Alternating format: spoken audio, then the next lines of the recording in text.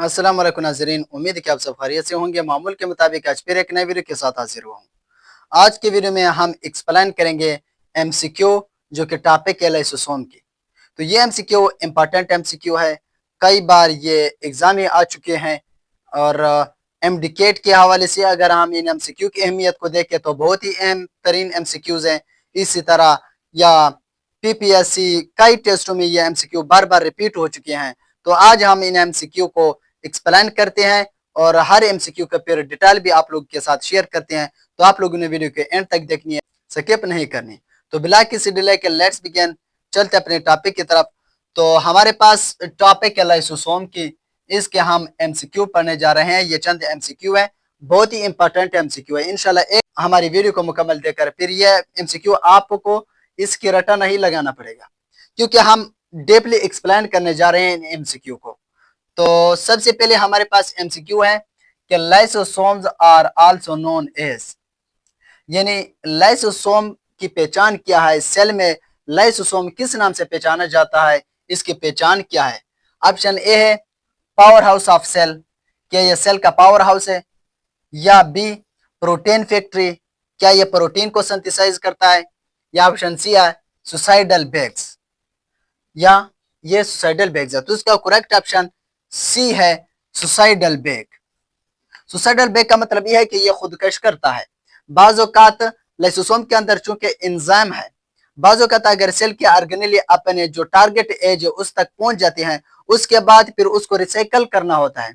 तो उसी वक्त लाइसोसोम्स अपने एंजाइम को साइटोप्लाज्म के अंदर रिलीज कर लेता है।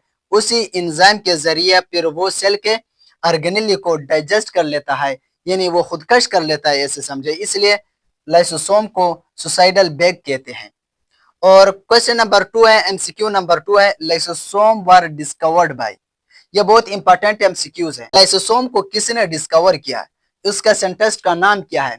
तो ऑप्शन ए है कैमिलो गाल्जी, बी क्रिश्चियन डेडियो और सी है रॉबर्ट हुक। तो इसका करेक्ट ऑप्शन बी है, यानी क्रिश्चियन डेडियो ने ही लाइसोसोम को डिस्कवर किया है। और एमसीक्यू नंबर 3 है the pH inside the lysosome is. Lysosome के अंदर जो मटेरियल है उसका पीएच कितनी है।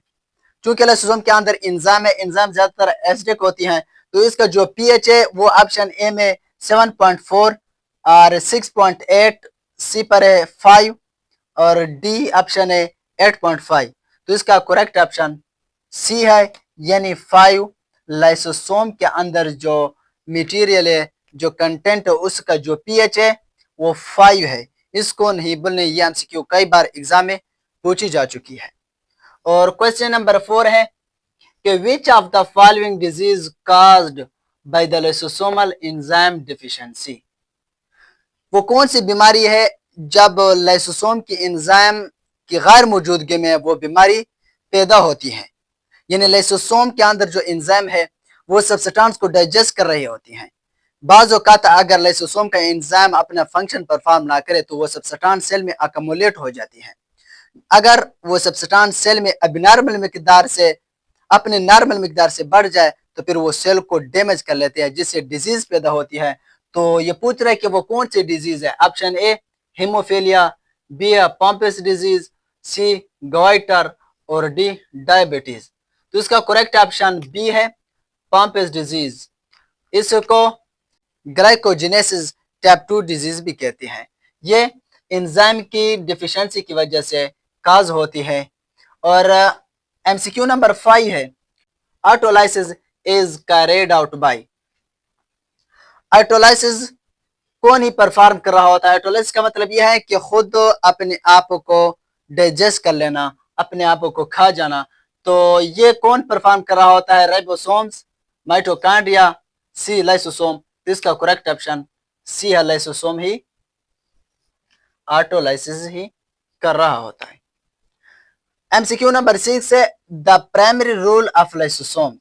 लाइसोसोम का फंक्शन क्या है, इसका रोल क्या, इंपॉर्टेंट रोल, इसका प्राइमरी रोल, सबसे पहला काम क्या है। ऑप्शन ए फोटोसिंथेसिस, क्या यह फोटोसिंथेसिस में इन्वॉल्व होता है। ऑप्शन बी है प्रोटीन सिंथेसिस, क्या प्रोटीन लाइसोसोम्स की वजह से ही सिंथेसाइज होती हैं। और ऑप्शन सी है इंट्रासेल्युलर डाइजेशन। तो इसका करेक्ट ऑप्शन सी है इंट्रासेलुलर डाइजेशन, क्योंकि लाइसोसोम के अंदर एंजाइम है, एंजाइम का फंक्शन डाइजेशन का है। तो इसका करेक्ट ऑप्शन सी है इंट्रासेलुलर डाइजेशन। और क्वेश्चन नंबर 7 है, MCQ number 7, lysosome are mainly absent in. Lysosome कहां पर एब्सेंट होते हैं? एनिमल सेल में, प्लांट सेल में, प्रोटोजोआ या बैक्टीरिया? तो इसका करेक्ट ऑप्शन डी है, बैक्टीरियल सेल में लाइसोसोम एब्सेंट होती हैं। चूंकि बैक्टीरिया प्रोकैरियोटिक है, यहाँ पर लाइसोसोम नहीं पाया जाता। लाइसोसोम ज्यादातर यूकैरियोटिक, एनिमल, प्लांट और प्रोटोजोआ में पाया जाता है, जबकि बैक्टीरियल सेल में लाइसोसोम नहीं पाया जाता। तो ये थे इंपॉर्टेंट एमसीक्यू। उम्मीद है कि आप लोगों को हमारा ये लेक्चर भी पसंद आया। अगर आप लोगों ने अभी तक हमारे चैनल को सब्सक्राइब नहीं किया तो प्लीज सब्सक्राइब करें और बेल आइकन के बटन को भी दबाएं। अपना ख्याल रखिए, दुआ में याद रखना। अगले वीडियो फिर मुलाकात होगी, तब तक खुदा हाफिज।